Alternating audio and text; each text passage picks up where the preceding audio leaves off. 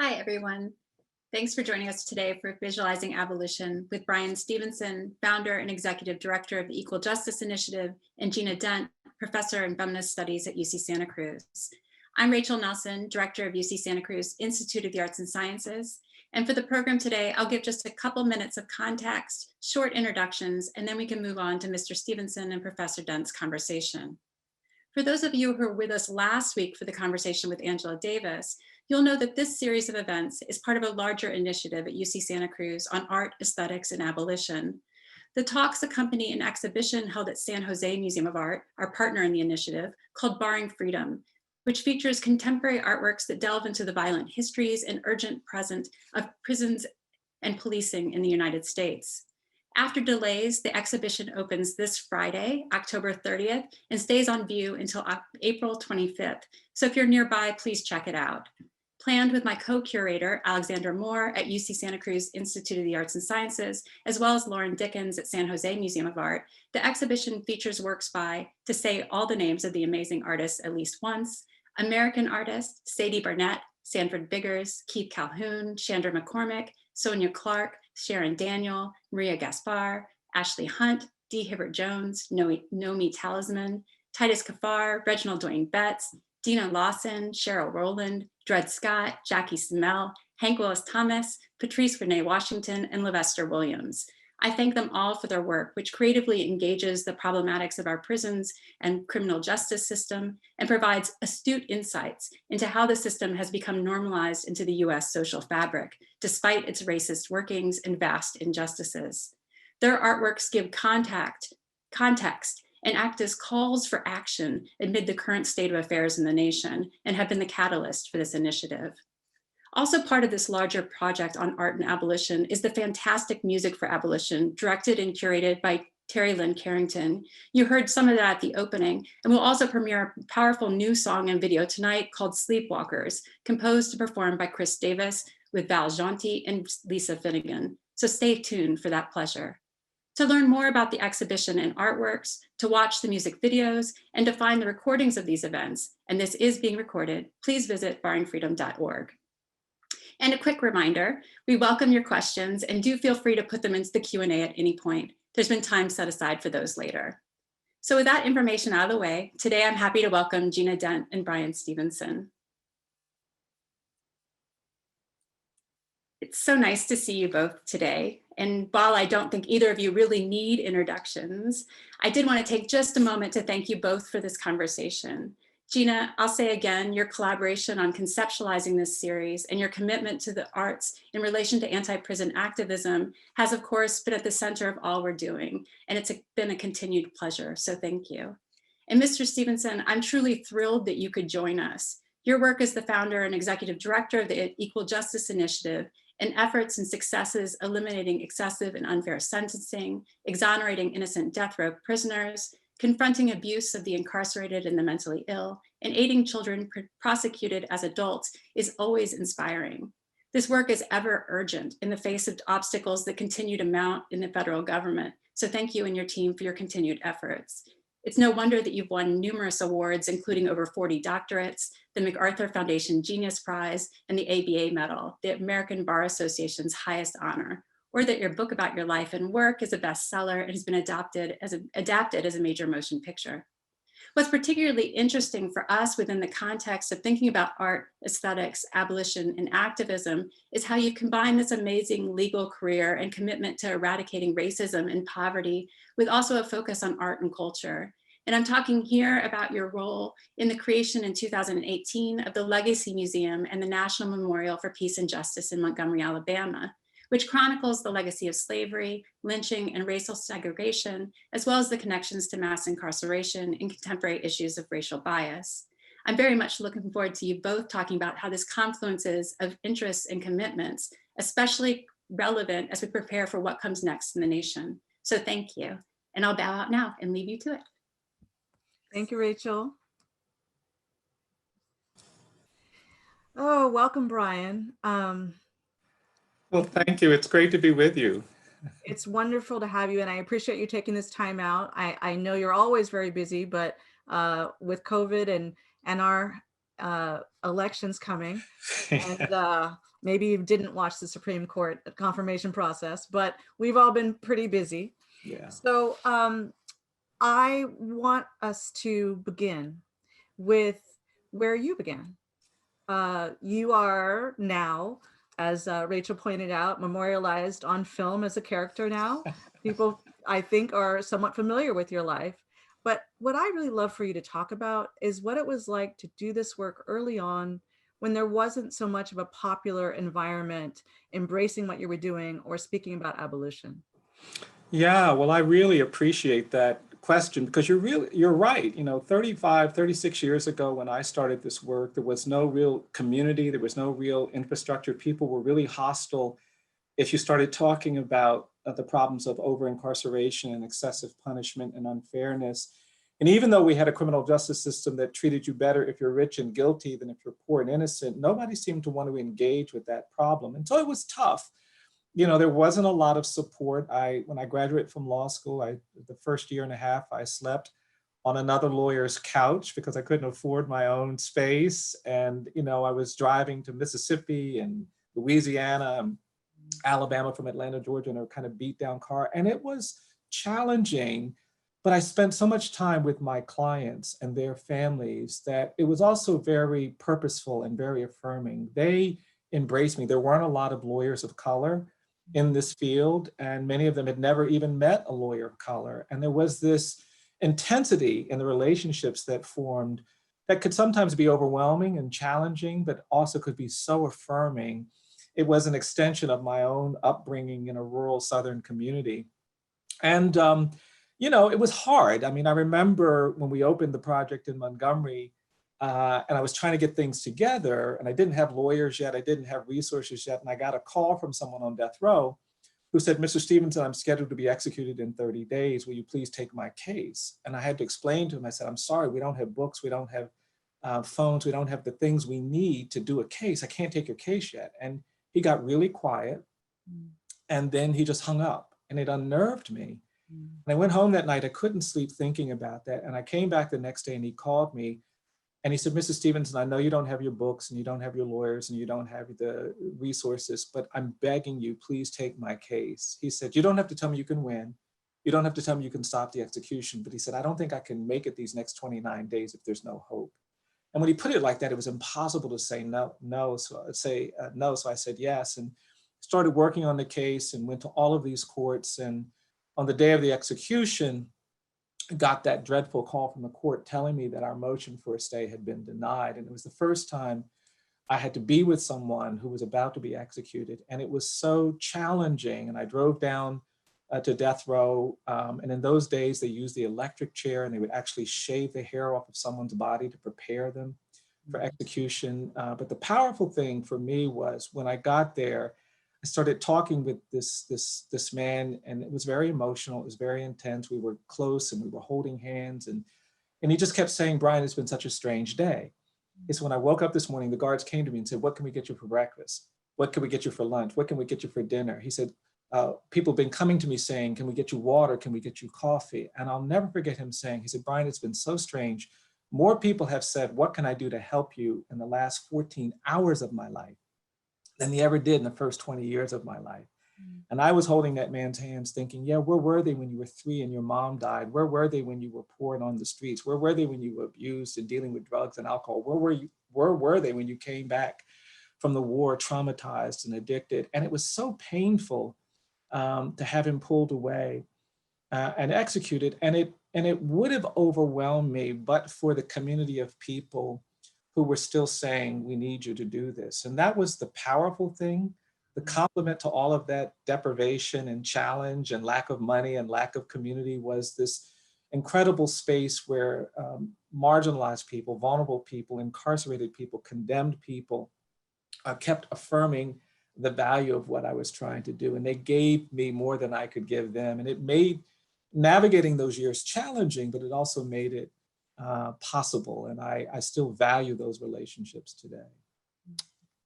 Yeah, well, you hit it when you talked about relationships. It's those relationships that are part of what we're trying to extend and to build, right? Absolutely. Yeah. So your work, as we have already mentioned a couple of times, is now the basis of a film based on your book, Just Mercy. But it's not just something that someone else did. You were involved in that process. And I just love for you to share why that felt important to you Yeah. and what you think the film can do or has done to help us on this journey. Yeah. Well, I mean, I wasn't eager to kind of go into a process where you would lose the control. I mean, at least when you're writing your book, they're your words. You have a lot more control over what you say. And I was really surprised that people were so responsive to the book. And so when they called and said, we're interested in making a movie, I was really stunned by that, but very apprehensive. I've read books that have been turned into movies, and I wasn't very impressed with the movie. And so I was worried that would happen, to my book.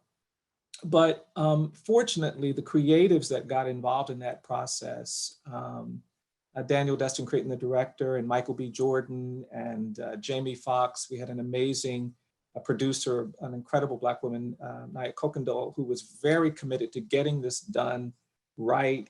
And with their feedback, they were very, very, very inviting. And so I got to spend a lot of time with the script and with the process. And I ultimately ended up feeling very good about the movie. Obviously, it's only a fraction of what's in the book, and a lot of things had to be kind of cut. But I do believe we have to find ways to get the message about what's happening in our country, what's happening around the world with these carceral responses to human struggle out there. We got to get people to start thinking differently, and you know this so well. And you have to go where people are, and films will reach a much wider audience than a book will reach, and than a lecture will reach. And I'm no longer satisfied in just kind of having this truth and seeing this pain and just walking around with it. I want others to see it. I want others to have to deal with these realities that, we see on a regular basis. And, and film is powerful. I've been moved by films I've seen that have talked about other issues, so much about our willingness to respond to domestic violence was shaped by stories and films. In the 1970s, nobody responded when women called the police after being victims of domestic violence. We didn't take that seriously. And you remember those shows on TV, Jackie Gleason's show used to finish and he'd say, "To the moon, Alice," and people would laugh at this threat of violence. And then I remember films like A Burning Bed, where Farrah Fawcett played the role of this abused woman. And we started listening to those voices, and it shaped the thinking. And that has evolved over time. And we still have a lot more work to do. And I remember really powerful films that highlighted the stories of people. Daughters of the Dust did a great job of exposing a whole kind of a nation to a consciousness. And I respect, Julie Dash, amazing director. I respect the power of the medium. And it was just kind of having to navigate all of the challenges that emerge when you kind of produce things in that setting. But I've been overwhelmed by the feedback I've gotten from people who've seen the film. And my only challenge is, Michael B. was so committed to doing this story right. He said, "I want to be authentic in every way. I want to be and he spent a lot of time with me, and he was mimicking, not mimic, but watching how I walk and move and all. And he was just so committed to authenticity. And finally, toward the end, I said, "Now, I love that, I appreciate that, but the one place where we don't have to be authentic, you can keep your Black Panther body when you play me. I don't have any objections to any misrepresentations in that domain." But it was great, and I'm really proud of the folks who were in the film and the people around the film, and I've been thrilled with the response it's generated. Well, you're bringing up some points that I think we often don't slow down in. And you talked about how films change people, and of course they do. I think we don't talk enough about how they do. Yeah. And I wonder if you could talk about the reaction that the family had, Walter McMillan's family had to viewing the film. Well, I think your point is so important. To get people to embrace a character, to understand a character, you have to make them as authentic as possible. And that was what, the actors were really committed to. And Jamie Foxx played the role of my client, Walter McMillan.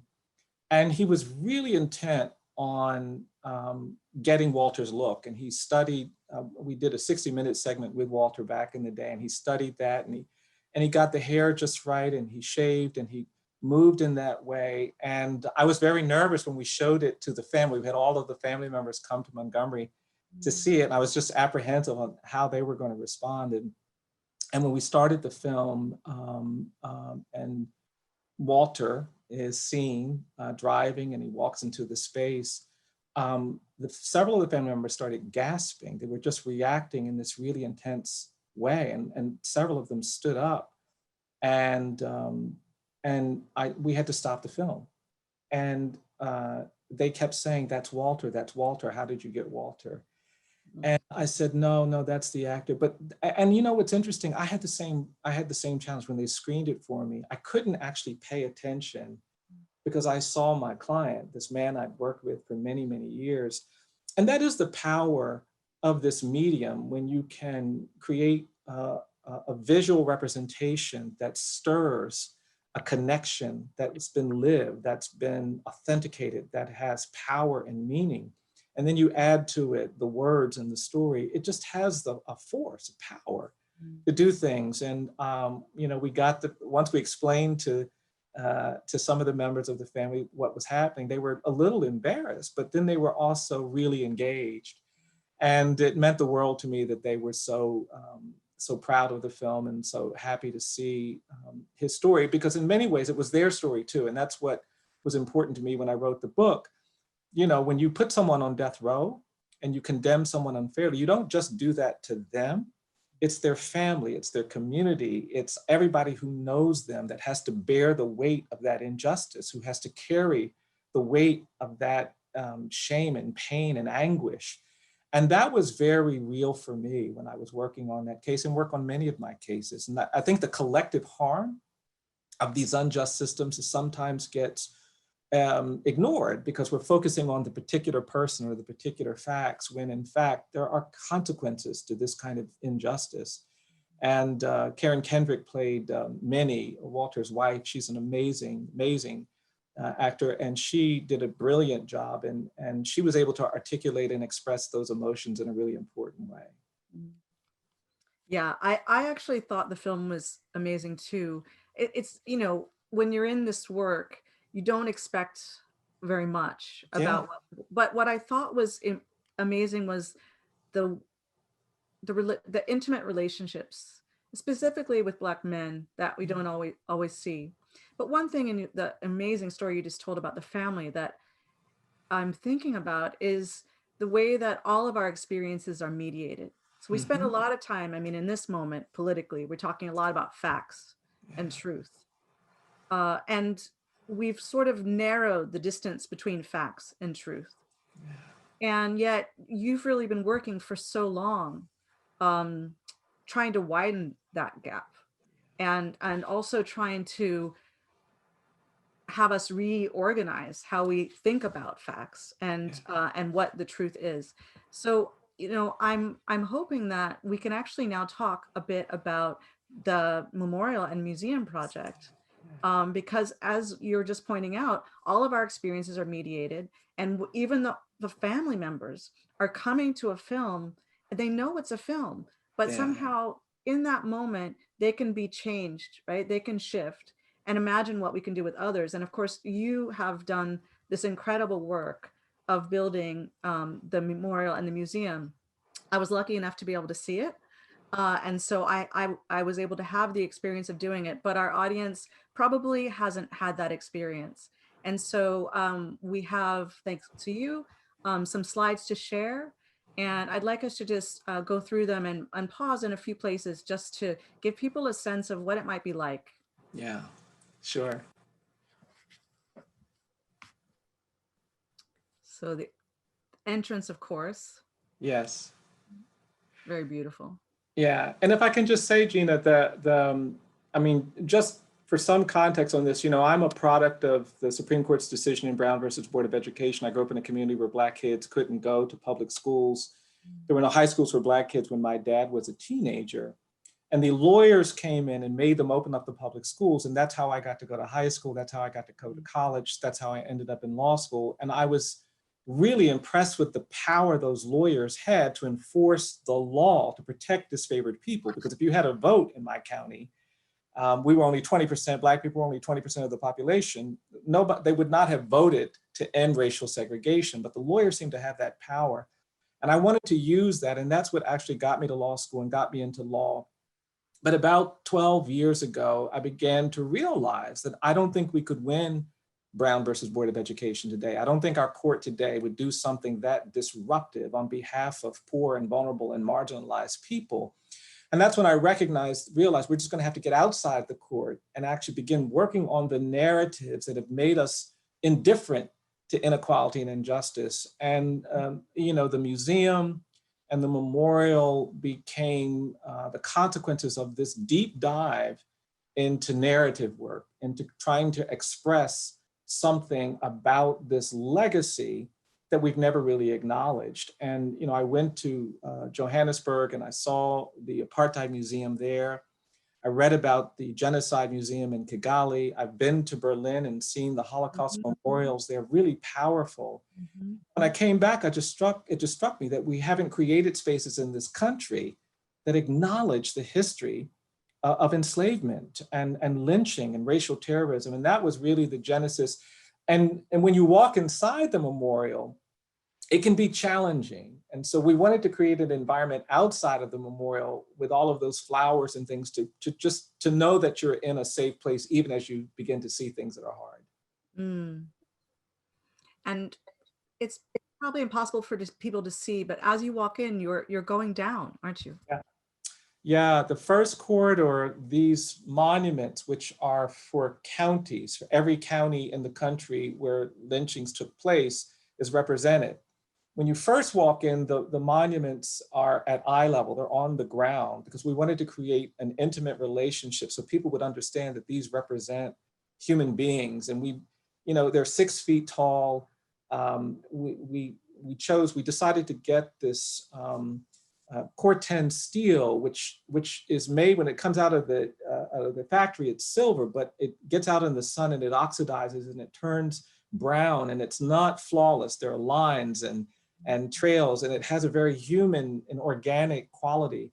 And in the first corridor, they're at eye level. And then when you get to the next corridor, this corridor, they start to rise.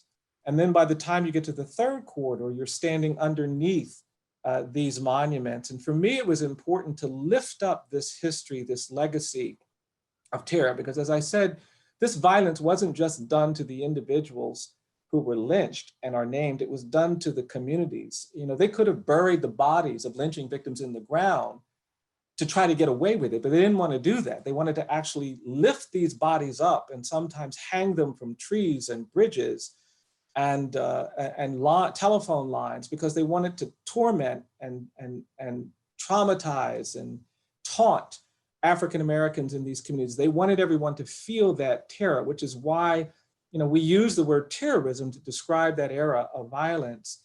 And we wanted people to have an understanding of that as they walk through the memorial, which is why the monuments rise. And then when you come out, this is as you walk out, we have replicas, we have duplicates of each of the monuments, because we're activists at heart. We don't want to just have a cultural site where people come.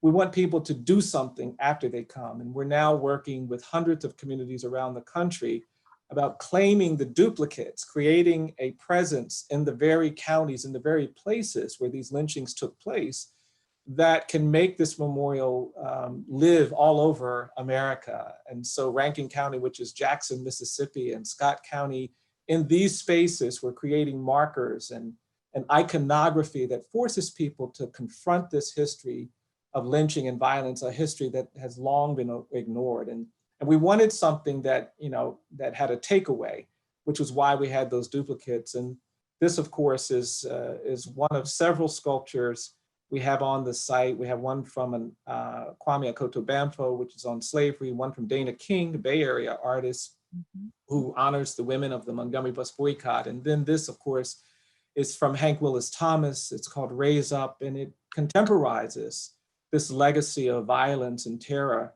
with this very powerful depiction of Black men with their arms up pose we're all too familiar with. And it's what I love about the sculpture is that you see them almost sinking in the concrete block, which is what will happen if we do not get this country to do more to confront the legacy of bigotry and inequality that has so corrupted, the environments where we all live and work. And I love this sculpture. It's really powerful. And then you get to come out and breathe. Yes, you get to come out and breathe. And what's interesting is that initially, we had talked about it, just a path right in, but we created a narrative path. One of the things that's interesting for me, if you go to Berlin and you go to the Holocaust Memorial, Right. what's striking to me about it, it's very abstract.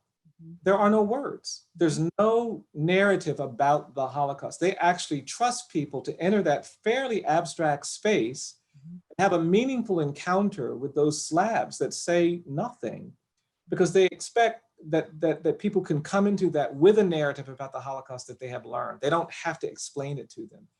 And I realized that if we presented these monuments without narrative, people would not understand what they were looking at. And so we create a path, and we have to educate people about the legacy of slavery. And we have to talk to them about how emancipation doesn't really come, it evolves into this era of terror and violence. And that narrative path was necessary because of what we have failed to do in this country to create a consciousness about what slavery represents. The companion institution is the Legacy Museum, where we do even more of that narrative work. And here we connect the dots. It's called the Legacy Museum from Enslavement to Mass Incarceration. And we want people to see the connection between enslavement and lynching and segregation to the contemporary issues we face today of mass incarceration. I heard Sanford Bigger's name called, and we have one of his sculptures in the museum, and Titus Kafour is also represented in the museum. And there are these depictions. And then, of course, this image in the background there, we have a project where when we go into communities and we ask community members to come together and have discourse, and the goal is to put up the marker and put the monument, but along the way, we actually ask community members to go to the sites of lynchings, and we give them jars, empty jars that has the name of the lynching victim and the date. And we ask people to go to these spaces, and we ask them to dig soil and to put soil in the jar. And then we ask them to bring it back where we can honor the people who are the victims of that violence. And it's been very powerful for people to have that experience. I've been really— You can really get a better look here. Yeah, it's been amazing. I tell this story too much, but we did one of these a few years ago, and it was a middle-aged Black woman who came to our event, and her sister was supposed to come with her, but her sister didn't show up, and she was not sure she wanted to go by herself. Kind of got people stirred up during the meeting. She said, "I'm going to go, Mr. Stevenson," and we gave her the jar, and we gave her a memo which details what happened. And she drove to her site, which was in this remote location in West Alabama. And when she got there, she said, "I was really nervous." But she crossed the road, it was a dirt road, and got in front of this tree where the man was lynched, and she was about to dig. And she said a truck drove by, and this big white guy was in the truck, and he stared at her. And then he stopped and turned around and drove back by again. And then he stopped his truck and got out of his truck and started walking toward her. And we tell people when they go out to dig the soil that they don't have to reveal what they're doing if they don't want to. And she told me that she was going to tell this man she was just getting dirt for her garden when he asked her. And sure enough, he walked over to her and he said, "What are you doing?" And she said she was going to tell him she was getting dirt. And then she said, "But Mr. Stevenson, something got a hold of me. And I told that man I'm digging soil because this is where a Black man was lynched, and I'm going to honor his life today." And she said she started digging real fast, and the man just stood there. And then she said the man said, "Does that paper talk about the lynching?" And she said, "Yes." And she gave the man the paper. And he started reading, and then he finished reading, and he put the paper down, and he stunned her by saying, "Would it be okay if I helped you?" And she said this man got down on his knees, and she offered him the implement to dig the soil. And he said, "No, no, no, no, I'm going to use my hands. You use that implement." And he started throwing his hands in the soil and picking up the dirt. And she said that he did it with such conviction that it moved her. And she started crying. And the man stopped and said, "Oh, I'm sorry, I'm upsetting you." And she said, no, no, no, you're blessing me. And they both worked together to fill up the jar. And she said, when she got near the top, the man slowed down and she was looking at him. And she said that his shoulders were shaking and there were tears running down. And she said, are you okay? And he said, no, I'm not okay. He said, I'm just worried that it might have been my grandfather that participated in this lynching. And she said they finished and he wanted to take a picture of her and she wanted to take a picture of him. And what's powerful for me about that is that beautiful things don't always happen when you tell the truth. But until we tell the truth, we deny ourselves the beauty that justice can be. We deny ourselves the opportunity for repair and restoration and redemption that I think our country desperately needs. And that's why these jars are so important and why they occupy such a privileged space in the museum. And then of course, the museum was built on the site of a former warehouse where Black people were enslaved. And we make that statement when you walk into the space. We make that statement because we want people to understand where they are. And the museum is organized from a first person. We use actual narratives from enslaved people. And you meet these people in holograms and they tell their own stories and you read the words of enslaved people in quotes and you see the slave cattle. And for me, it's very much a first person narrative. We let the people who live through these histories tell their own stories, which is one of the ways in which we can make sure that this artistic expression of this painful history is not only credible, but is legitimized by allowing people whose stories to be heard, who have often been ignored. Yeah, it's amazing. And it's amazing what you said also about the way that the lynchings used to occur. And that was part of that scheme of visuality that people were actually forced to internalize. Yeah. And now you're turning that around and allowing people to internalize something different. So it's truly an amazing project. I've taken a little liberty and I've added one slide. Okay. I stole this from your site, DJI. And why don't you say who this is? Yes, so this is Walter McMillan, who is the person who is the subject of the movie Just Mercy, and I love this movie. This was taken on the day of his release, and we actually won his release in court, but the prison didn't believe he was going to actually be set free, so they wouldn't let him bring his stuff with him to court. And so we had to actually go back to prison. He had to go back inside, and he got his stuff, and we walked out. And I was just, and people on the row were shouting out to him. People all in the prison were calling to him. And, you know, when he got far enough away, he just turned and he just threw his hands at it. At one point, we have another picture when he walked out where he actually starts to flap his arms like this. He said, I feel like I can fly now. Yeah. And it was very emotional, but really precious. And I love this photo. Well, I just thought it was a beautiful way to see him now that he's no longer with us, and also to see just the movement in his body and the joy that he still has in his face. I mean, surviving after all those years, it's quite incredible. Yeah. Well, all right. We'll end this show right now, though I feel like I could look at that forever. And there's so much more to talk about the way the memorial is designed in particular. I mean, I have to say I spent a lot longer in the memorial than I did in the museum, which seems weird because the museum has so many objects and there's so much. But because I study that history and I know a lot about that, I really wanted to get the feeling of the memorial and the way that space was reorganized for me, and just to experience that. So thank you so much for that. I want to transition now to talking about some of what you set up already, because you were talking about lynching and the way in which you structured the memorial to reference that. But I think now we need to talk more, because we're talking about prison, about the connection between lynching and the prison, between extrajudicial killings and extra legal justice, quote unquote, and what we're calling legal, maybe quote unquote, justice. And if you could just talk a little bit more about, about that for people who may not. Sure. Sure. Well, I do think that's why this narrative work is so important, because I don't think we have a good framework for understanding the things that we're seeing today. And there is a historical context. And for me, we all live in spaces that have been polluted by this long history of racial inequality.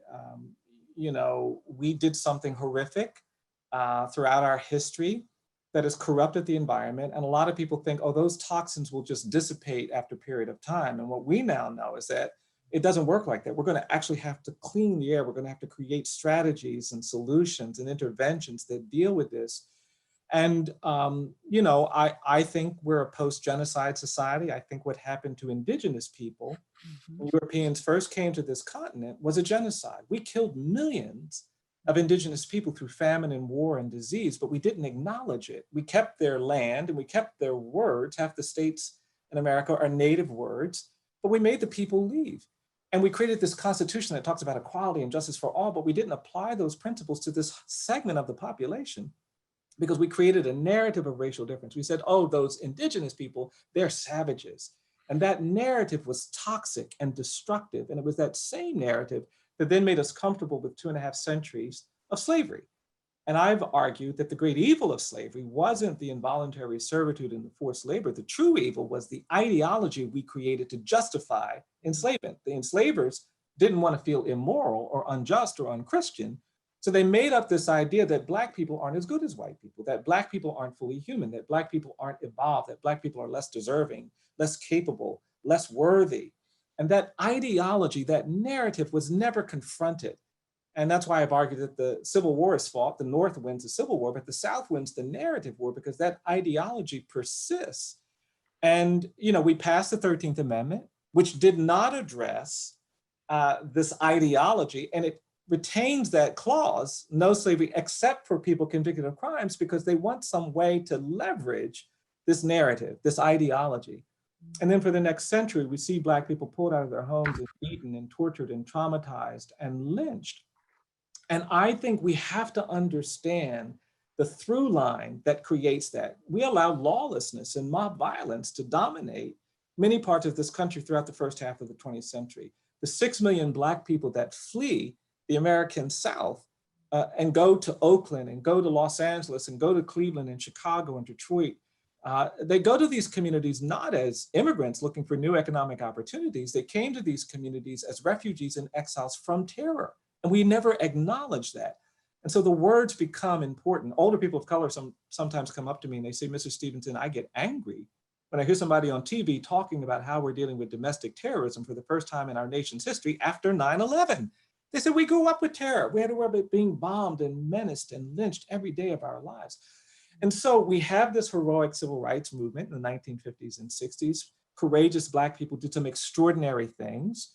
And we passed the civil rights law and we passed the voting rights law. But this narrative of racial difference, this ideology of white supremacy, it persists. And the presumption of dangerousness and guilt that we assign to Black and brown people on the first day they come to this space continues. And today, despite all of that stuff, you can be a talented professor at the University of Santa Cruz. You can be a gifted advocate. You can be a lawyer. You can be a doctor. You can be a teacher. You can be an essential worker. But if you're Black or brown, you will go places in this country where you have to navigate a presumption of dangerousness and guilt. That feeds into this era of over-incarceration. We would not have 2.3 million people in our jails and prisons if we actually believed in a presumption of innocence for people.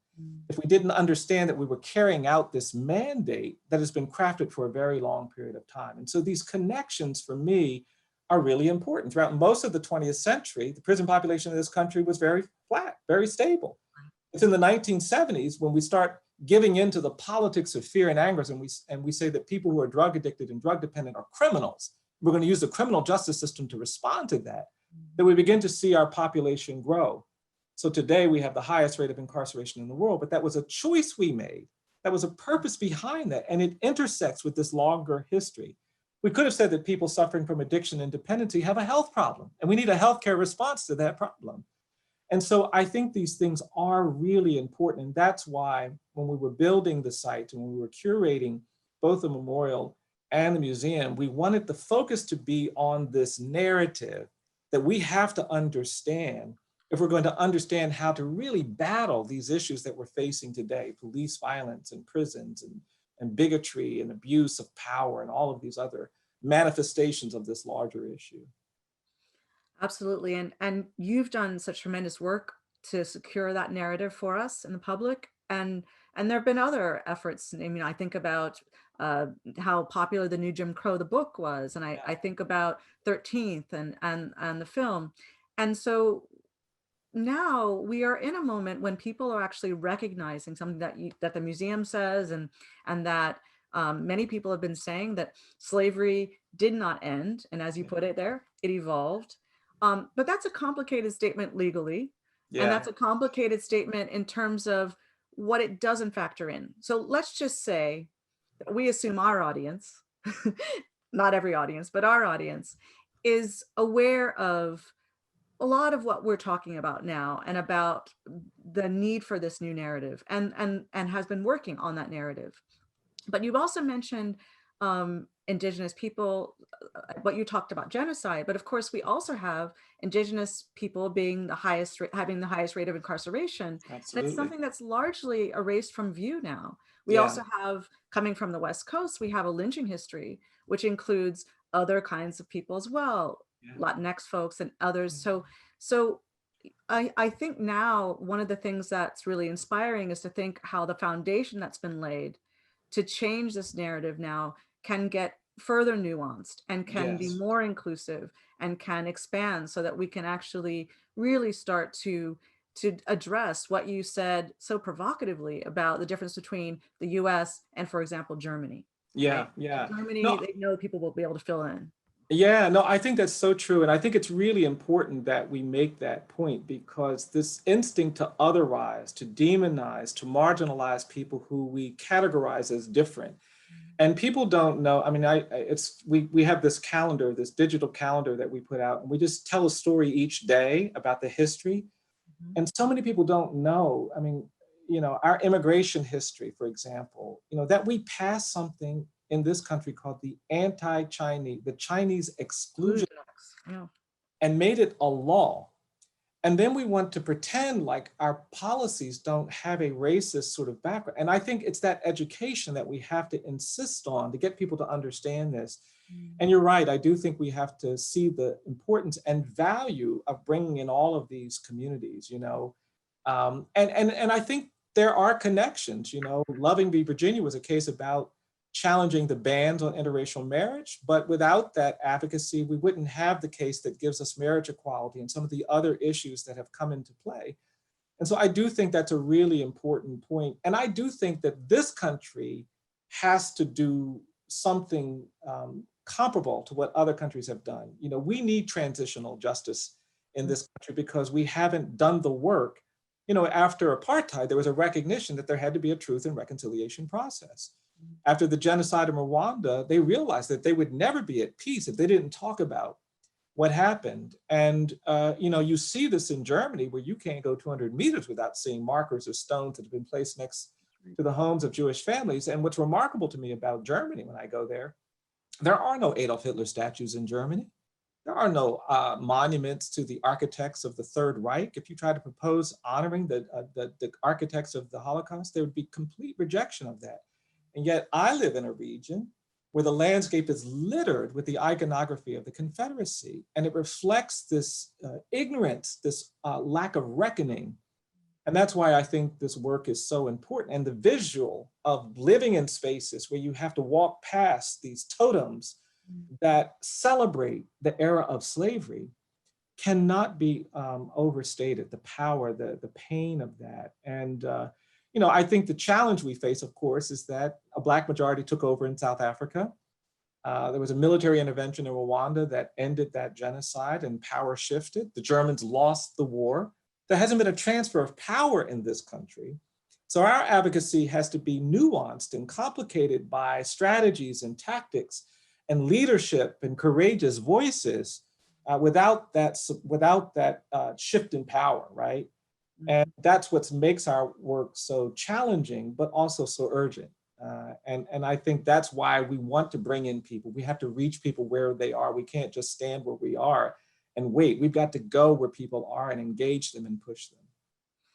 Well, and you are speaking about something which I know we should probably mention right now, which is some of the success in establishing these new narratives you pointed out, some of the success in getting the monuments down, some of them, not all of them. And the response to that, I'm thinking of 45's executive order, which is intended to suppress so much of this activity and so much of the educational environment, which is building this up, removing federal support for what are called diversity and inclusion efforts, using our civil rights legacies against us in a language that forces us to rely on other sources in order to do this work now. Demonizing critical race theory, something which was an obscure legal practice that nobody used to care about. But there's a recognition on the right that this work is having an effect and is changing us. So I want to maybe, there's so much more I want to talk to you about, but I know we need to open up for questions soon. I want to end at least this portion by asking you to talk about something which is a little complicated. And as an attorney, I really like to hear this. And one thing that a lot of what you've said today leads me to want to say, okay, what does abolition mean? I know you've been in it, you've been in there fighting all those struggles, and yet now we have an opportunity, and younger people are really wanting us to be with abolition now. But of course, we know there are a lot of very hard steps. And I want to think about why, for example, what's happened with hate crime legislation and what's happened with the way lynching is described in law, abstracted from its social context and racial context and turned into a crime that any person can commit, right? And how, for example, with the kinds of interpretive strategies our new Supreme Court justice is allowing us to think about, what kind of mess we're in with that, because we are investing in criminalization in a certain way, and then how that might lead us to thinking about why we need abolition. Yeah, no, it's a really important question. And I think it's more urgent now than it's ever been before, because a lot has changed in the last year or two. I mean, I cannot overstate the significance of this shift in the court, in the danger posed by some of these executive orders that try to make honest education about our history un-American, something that has to be fought, something that has to be isolated. And I totally agree that this is a critical moment, which is why articulating a vision of who we are and what we want becomes so important. And that's the value of talking about abolition. That's the value of talking about what we want to be as a community, as a space that we occupy. You know, I grew up in a faith tradition, and the scripture that got quoted all the time is, without vision, the people will perish. And I think there's a real power to that. We haven't actually talked about what a just organization of relationships looks like, and the absence of discourse about that leaves us vulnerable to accepting things that we call just, but that are not really just. But we've got 2.2 million people in our jails and prisons. We've got 6 million people on probation and parole. There are 70 million Americans with criminal arrest histories who are going to have a difficult time getting jobs or loans because of that arrest. Or voting. That's right, voting, that's right. And we can't just reduce the population by half and think, oh, we've won, we've done something. We need a bigger vision. And that's why I think it is important that we that we talk in this language that gets us past this. We have to create spaces that value an end to this punitive approach. I talk a little bit, and it's weird to me that people look at me so strange when I say, I want to abolish crime. I want to end crime. I want to live in places where there is no crime. Because if we don't talk about it, we'll never achieve it. If we don't shift our whole society, if we don't persuade people that a healthcare approach to addiction and dependency is not only better for the people suffering from addiction and dependency, but it's better for everybody else. We won't spend $80 billion on jails and prisons, disrupt funding for education and health and human services and roads and all these other things. You know, if we don't talk about the value of creating spaces where we actually provide care and treatment for people who are mentally ill, rather than rounding them up and putting them in cages that aggravate and exacerbate that mental illness. And we have to find the words. And that's why I think these visions and this language and this discourse is so critical in this moment. And then we have to be prepared to do the hard work of implementation. I do think, and I know you go into the jails and prisons, I do think it's important that we not stay in spaces that are privileged and disconnected. You know, I sometimes hear people who talk in this language of everything or nothing, and that's a privileged elite perspective because the poor, the vulnerable, the incarcerated, the condemned need something now. 9,000 children are in adult jails and prisons right now, and they face abuse and suicide and horrific things. We put kids in solitary confinement. I want to end that now, and we've got to work now. We can't ignore the challenges that are emerging in communities where people are both being threatened by the police and by a whole system of problems that show up in multiple ways. And that's the exciting thing to me about this, is that we're finally seeing young people take on this challenge with both an awareness of the importance of abolition and a broad vision, but also a commitment to activism and to engagement and to day-to-day work. That means that they have to be proximate to those who are disproportionately impacted. Whenever we allow ourselves to get disconnected from the communities that are most vulnerable, the marginalized, the incarcerated, and the condemned, our theories can be compromised by a lack of awareness. And what excites me is that there's a whole generation of people who are well-read, well-versed, but also engaged. And I think that's what I want to encourage and support. Well, absolutely. Thank you for all of that. And we're going to start stacking up some questions. You know, there are going to be a lot of them. All right, let's see where we are here.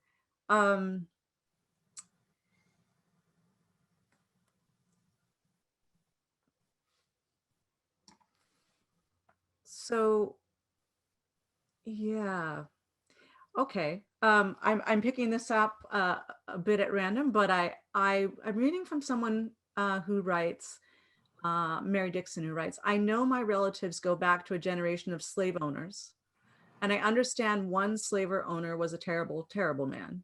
What can I do about that now? And what should I tell my children and grandchildren, as that property is still in the family?" Well, I mean, first of all, you have to be boldly truthful about the legacy. I mean, I think that people don't want to talk about these things. And I just think we have to change the orientation. Again, I come from a faith tradition, and you can't come into my church. When I was a kid growing up, you couldn't go in there and say, oh, you know, I want redemption and salvation and all that good stuff, but I don't want to talk about anything bad. They will tell you it doesn't work like that. There has to be confession and repentance. And I think collectively as a society, we know too little about the multiple ways in which enslavement traumatized and abused. We're telling stories in our museum, and people walk out, the first thing they say is, I didn't know it was like that. I didn't know, and I didn't know. And so if you have that history, then you have to talk about it. Everyone in your family should know it. They should understand what it represents. And then they should contend with the multiple ways in which it has advantaged and changed opportunities, so that there is an awareness of the burdens that other people bear. I just think with that understanding, you begin to think differently. You know, we've had to contend with an awareness of the multiple ways in which women have been disfavored and marginalized, and it comes with an awareness, and that awareness can change behaviors and opportunities. And then we have to be reparational. I think we have to repair the damage created by these histories and look for opportunities. You know, and it's not personal in the sense that, oh, if you found out that your great parent wasn't an enslaver, that somehow exonerates you, because everybody was complicit in that system, in that structure. But it does mean that we have an obligation to learn more. I say to people all the time that learning is an action item. And when you learn more, you actually prepare yourself to take acts, to do things that can make a difference in creating just responses to the issues that need to be addressed. Yeah, and you mentioned transitional justice earlier, but and this is not in the question and answer, but I'm going to impose my own question here. Sure, yeah. I want people to hear a little bit more about what that means. I think not everyone is really aware of what those processes look like.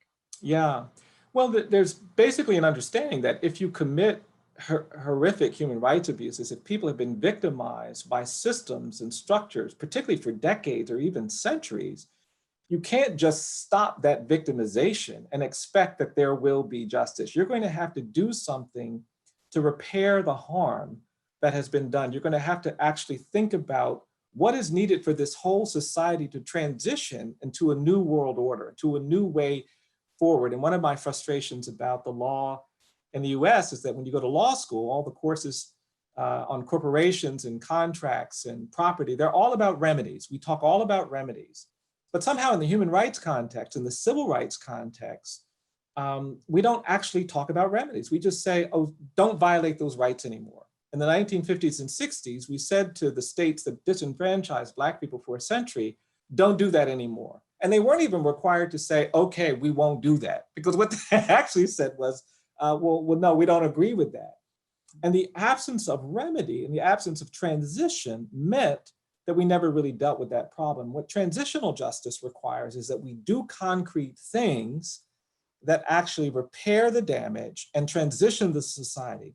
And so I've said this before, and people think I'm crazy, but I actually think in 1965, after the Voting Rights Act, it would not have been wrong to have said to states like Alabama and Mississippi, you are now required to automatically register every Black person when they become 18 years of age. The burden of registration should not be on Black people after a century of disenfranchisement. The state should take that on because you perpetrated this violation of basic rights through disenfranchisement. I don't think it would have been wrong to say, you have an obligation to go get the votes of Black people on election day to signal this new order. A transitional justice framework would have demanded more. And I think the absence of that has left us vulnerable to the very issues that we're talking about today. Last night, the US Supreme Court is making a decision about who can vote and how, and there are all of these issues and tensions, and there's a fear that the poor and people of color and excluded groups are having their voting rights taken away because we don't want their vote. And that is a manifestation, again, of this failure to transition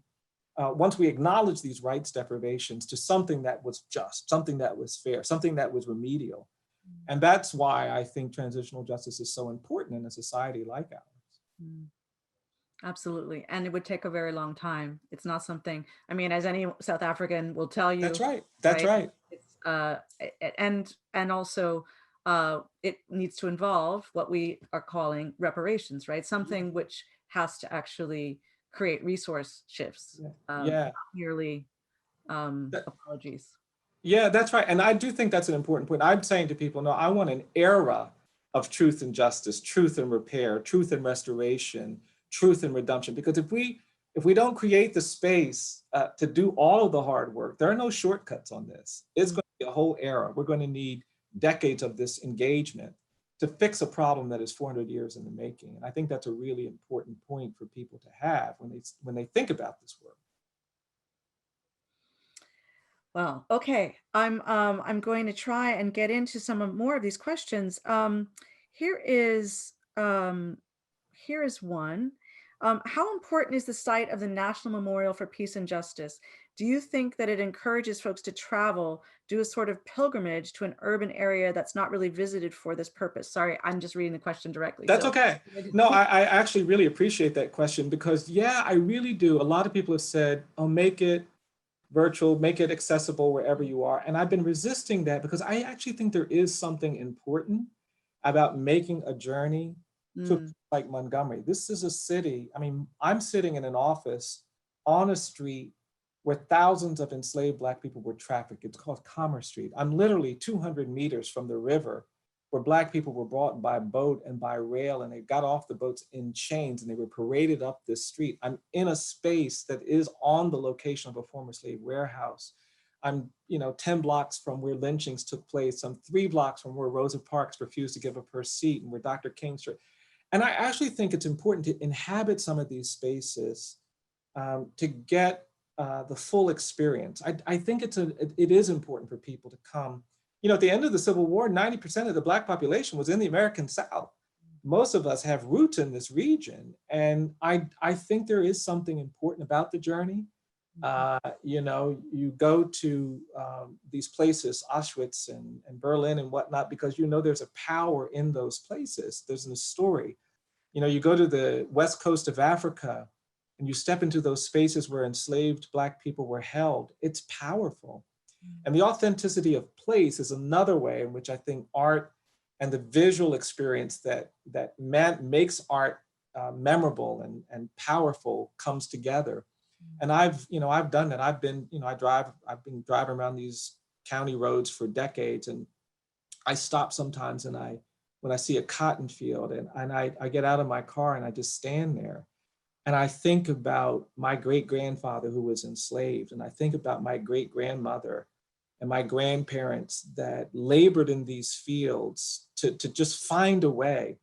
I've never had to work in a field. Well, my parents would send us out in the field sometimes, but it was not work in the sense that, but I've never had to do that. And I think about that, and I think that place generates a kind of relationship to space, to community. And I think that's really important. So yes, I do want people to make the journey, to kind of come and touch and feel and see. And yes, you'll have to drive past a lot of Confederate iconography. Yes. You'll see stuff that you're not used to seeing in the Bay Area, but that's part of the experience as well. We can find it in the Bay Area, but we I know you can. question about that too. Well, so this is a question sort of on the other side of that. Due to modern media and technology, there is a difference between I'm just reading it direct, between the how people perceived, viewed, heard about lynchings historically, and how we see lynchings that are occurring today. How are you thinking about media, visuality, and technology in relation to witnessing, representing these terrible acts of violence? Yeah, that's a great question. I think it's a really powerful tool for getting people to appreciate things that they might otherwise never appreciate. I just think it has to be curated very carefully. This is an area where if it's done casually or thoughtlessly, we can actually perpetrate some of the problems that we're trying to resolve. We put out a massive lynching report. We have a massive site, but we actually don't present graphic photos of lynching victims. Right. We just made the choice because a lot of people in our community still live with the trauma of that history. Mm-hmm. We don't casually present those images. When someone is captured in a foreign conflict and they're beheaded or executed, the convention is to not show that because we think it's disrespectful to that soldier's family or whatever. And I just think that kind of thinking has to be married with this desire to bring to life, to animate these stories. We do have images in our museum, but you have to consent. You have to actually dig. You actually have to answer questions before you see those. And so I'm excited about the technology. I think it can actually make real, make live. And our museum is very much organized on that front. We actually have slave pens, and you walk past them and the ghosts of enslaved people emerge. And so I love the power to kind of make real these histories, these lives. But I also think it has to be done with an awareness about the complexity. You have to have credibility. You have to have integrity if you're going to tell these stories in a way that affirms and empowers and provides insight rather than exploits and commodifies and compromises. Yeah. Well, since that was also a reference to all these new cell phone videos and all the things that are happening now, I'm going to shift to a question or two about now. Yeah. One of them is, how can you speak to police abolition and how the nationwide demands for justice following the murders of Breonna Taylor in Louisville, Kentucky, and George Floyd inform our path forward? Yeah. Well, for me, it's a very similar conversation. I do think we have to completely reshape the way we think about policing, the way we think about law enforcement, the way we think about public safety. I mean, for me, it really begins with public safety. How do we keep people safe? And I'm advocating a healthcare frame. When somebody is psychotic and poor and they're out on the street and they're struggling, calling the police is not going to help that person. The police are not prepared to manage that. You don't need a police intervention for that. When people who are homeless and can't find safe and stable housing, police can't solve that. Why are we investing in this punitive carceral response to these problems that are health problems and mental health problems and housing problems? And so I think reorienting fundamentally in that way is critical. But I do think we have to talk about public safety. because we do have problems, right? And people feel threatened and people feel at risk, and we have to acknowledge those problems. And I have to say to folks sometimes, don't think that calling a social worker will create justice and a right response in ways that calling a police, because that's an institution that has its own narrative.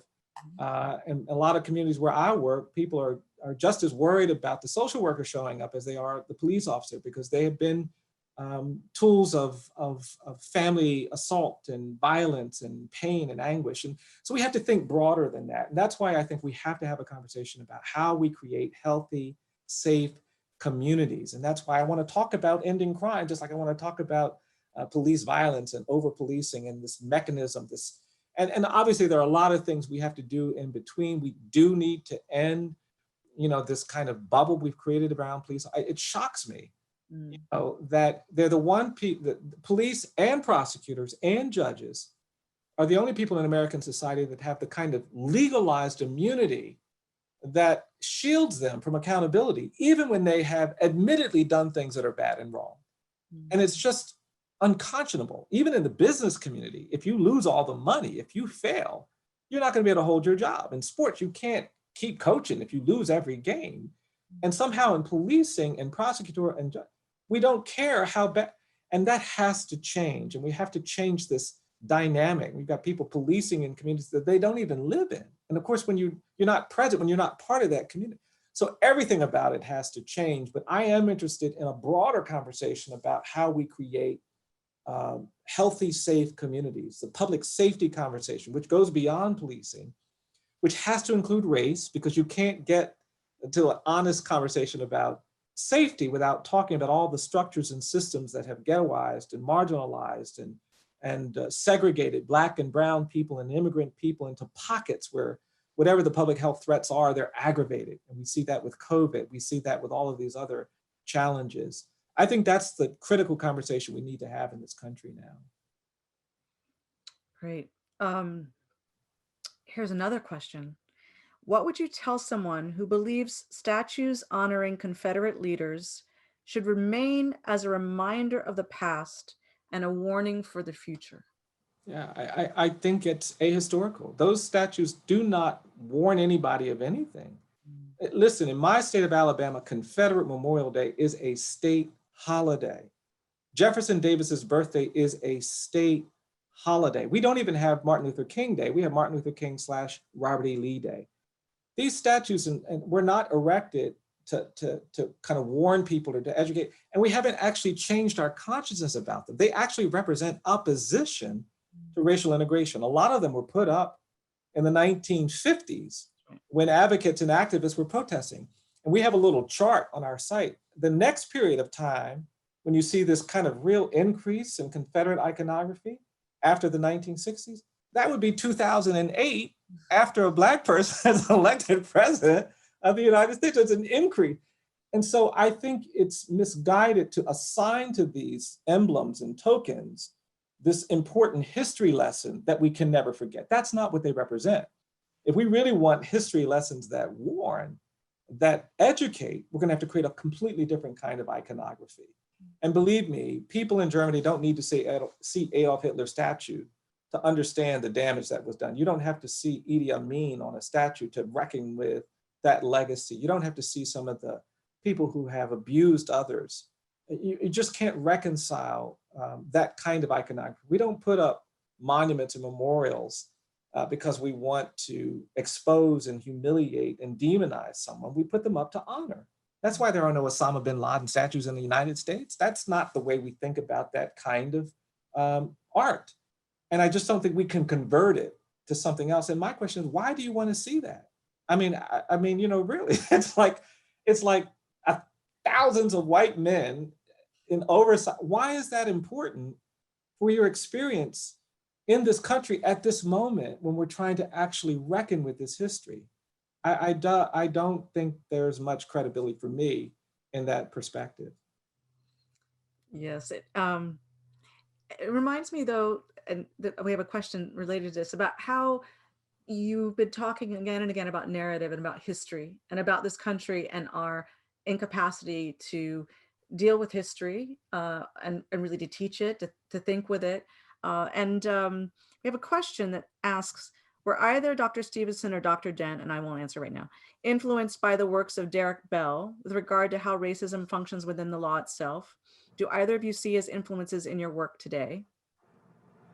Yeah, I mean, I had the great privilege of knowing Professor Bell, and he was a remarkable thinker, and I think, was ahead of the curve in warning about the limits of the law. Just calling to check And if anyone else is in the sorry, office. somebody's. Okay. It's COVID. It's COVID, right?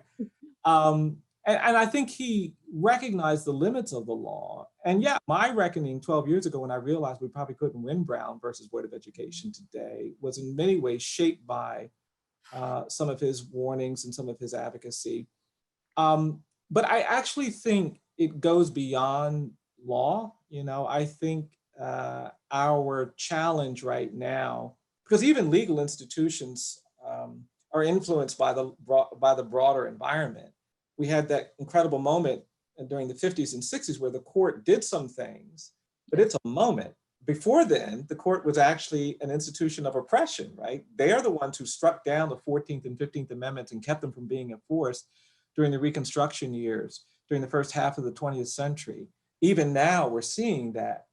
And so I think that you have to it's powerful. It's a powerful tool. We need the law because we're not going to be able to protect people who don't have political power without lifting up rights. I'm still committed to that. That's why I still go to court. We've got children who are we've got people on death row.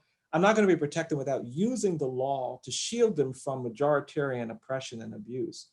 But we have to understand the limits of the law and create environments that make the law meaningful for people who are disfavored and disempowered. Yes, although also Derek Bell was one of the people talking about narrative, right, early Yes. on, and using narrative for his own work. And I remember I also knew him, and I remember in those early critical race theory days really talking about the different ways that that legal reasoning should function in order to facilitate this new thinking. And now, because I've already referenced the attempts to repress the aspects of our work that are engaged with what's now labeled by even people on the right, critical race theory and other things. So it feels to me that so much of what you're doing actually is extending that legacy and pointing out how important it is for us not just to be relying on the social sciences to kind of tell us what's happened, or the historians to kind of, but really to intervene in ways of legal storytelling. Yes. Right? And to open the field of law to other modalities, which are increasingly excluded. There was that opening moment, when law reviews would publish different kinds of things. Yeah. But now we've really, even in the work of critical race theory, we've returned methodologically to a kind of straight and narrow path. Yeah. Yeah. Yeah, no, I totally agree. I mean, for me, and just doing the work that I do, what was happening in psychology, what was happening in history, what was happening in art, what was happening in many spaces of science and anthropology, all of that was relevant to creating kind of a path into this history, into this narrative that was important. And I worry about that narrowing that you're describing, because I've seen that too, because I don't think we need another generation of people who, are just proving through statistical data, small points that don't have any impact on how we think about larger issues. I think that's something that worries me. And I couldn't agree more about how we need an interdisciplinary approach as we think through these issues. Okay, so someone's asking me a question, which I don't.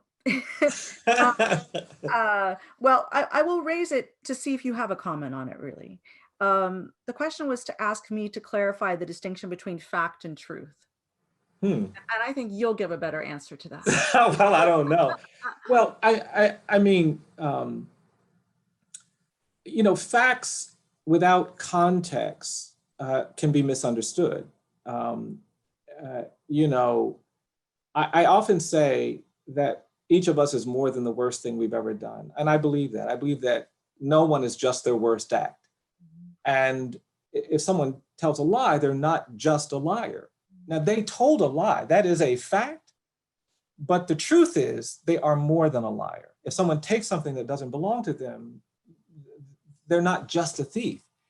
And if you're not looking for the truth, you'll just say, oh, he's a liar, she's a thief, that's a killer, that's a drug dealer, and you'll reduce people, you'll take their humanity and their dignity and the fullness of their lives. And the truth is that we are all more than the worst thing we've ever done. Not just people in our jails and prisons, not just people who've been arrested, not just people who are homeless, not just people who are struggling, all of us. And none of us want to be judged as the worst thing we've ever done. We all want the space, the truth to emerge when we make a mistake. Yes, I drank too much, but I did this, I'm not a, that. And so that's the difference between facts and truth. Yes, there are facts, but these facts have to be understood through a lens that helps us understand the truth. And part of what we've done a lot in this country is we've used facts as a barrier to the truth. Well, that person did this, and that person did that, and therefore we can't hear anything that they have to say. The powerful art is coming out of jails and prisons. Just because you've been convicted of a crime doesn't mean you don't have enormous ability to create great art. I heard my friend Dwayne Bett's name called when you were talking about the artist. And some would say, well, the fact is, well, that's somebody who's prior convicted. But he's more than that, right? And I just think that's got to be our goal, truth telling. And I'll just say this, because sometimes people get confused. When I talk about, I spent a lot of time talking about the genocide of indigenous people and slavery and lynching. And a lot of times people think I want to punish people for this history. I want to punish America. I have no interest in punishment. That's what abolition teaches. I'm not interested in punishment. I'm interested in liberation. I just believe there's something better waiting for us. I do believe there is something that feels more like freedom, more like equality, more like justice waiting for us, for all of us. But to get there, we're going to have to tell the truth about who we are and what we've done. We're going to have to understand the ways in which we have created structures and systems that are not working, that are failing us, all of us. And I think that's the quest for truth. That's why truth matters. Facts are important, they're elements, but the truth is the thing that sets you free, that lifts you up, that helps you understand who you are and what you're trying to do and who you can be. And that's really important for me. Well, and I think also, when we think about the legal concept, the fact pattern, right? Yes.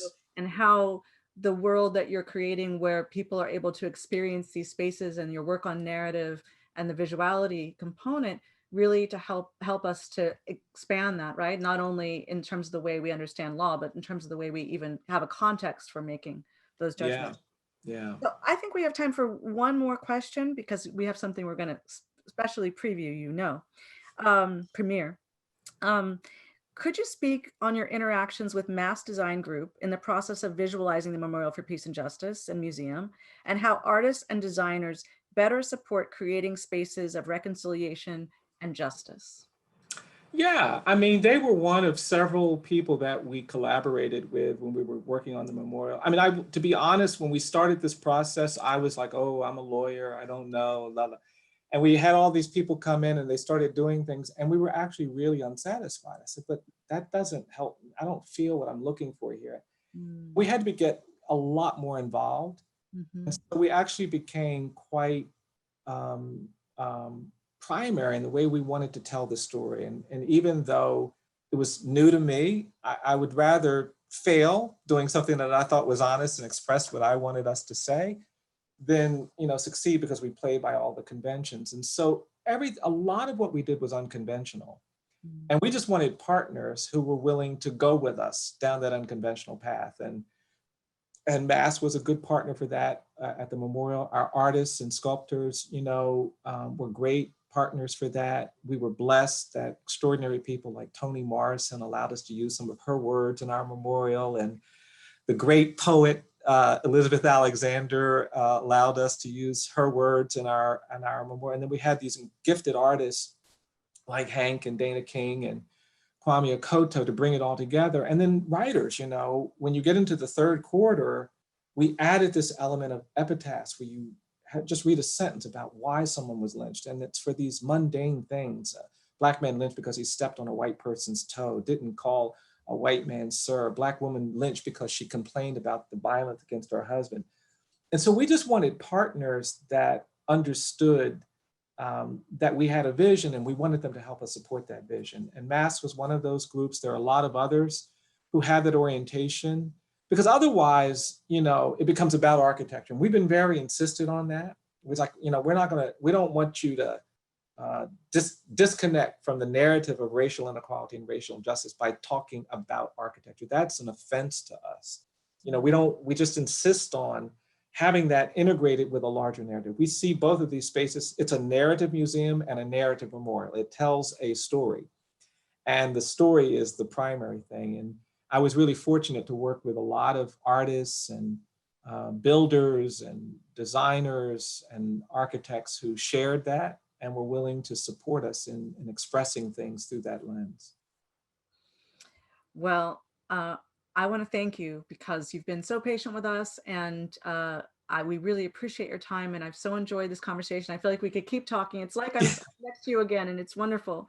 But we're going to do something together, and it's going to be our way of ending tonight. And just as you've talked about learning so much from being involved in the creation of the museum and the memorial, and the way you've learned to appreciate how central narrative is, we're going to be engaging another set of our senses and premiering once again tonight another video created by our curator for the Barring Freedom exhibition and Visualizing Abolition series, Terry Lynn Carrington. I know you love Terry Lynn's work, Bryan. Yes. And this is a new video. It's called Sleepwalkers, and it's composed by Chris Davis, performed by Chris Davis on piano, Val Jonti on electronic percussion, and Lily Finnegan with spoken narration.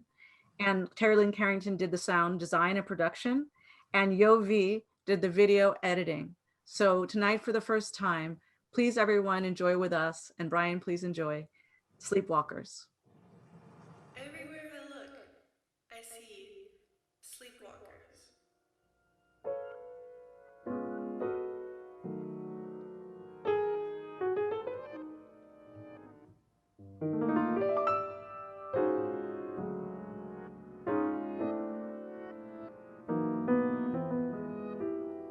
What shall we build on the ashes of a nightmare?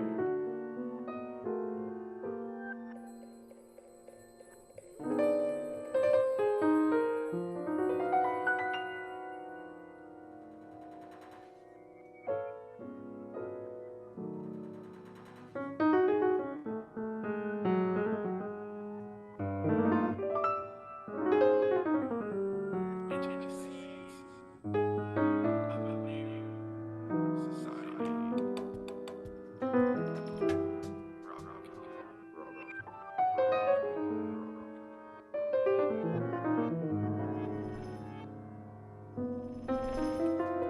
The poet, dream prisoner, and onslaught reality becomes a prisoner. Activism is paranoia. Action, profession, synthesizes. Oh, the poet, sadism, is dreaming.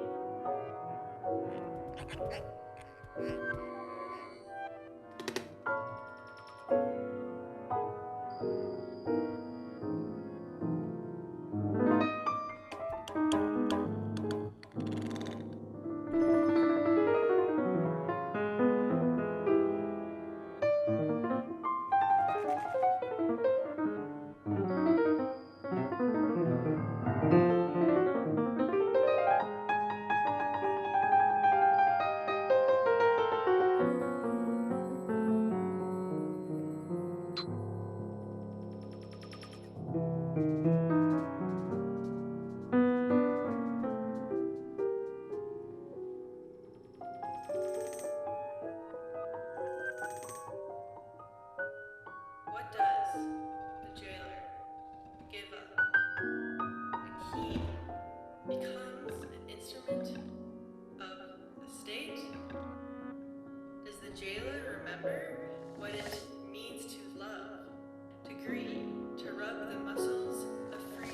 not help but dance and sing. No amount of scientific, rational thinking could diminish the high I felt. How many poets and revolutionaries tingling, discovered giddy freedom, excitement in a song.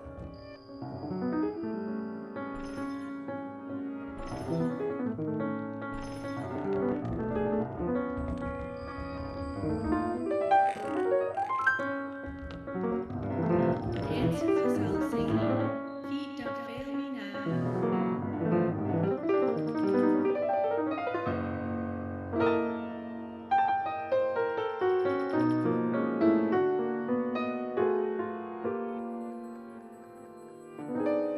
Everywhere I look, I see sleepwalkers under the spell of the prison.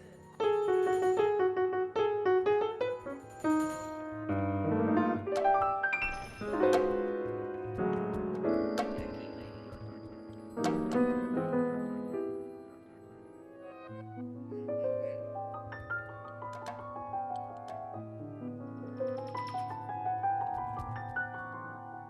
What night endeavors must we embrace to enter that hidden frequency, that special vibration?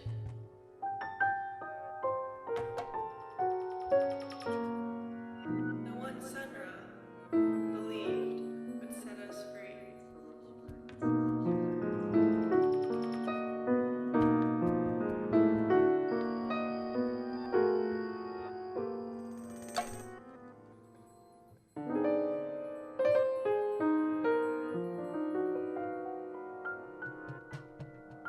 What counterspell is powerful enough to break the prison's stranglehold on our imaginations?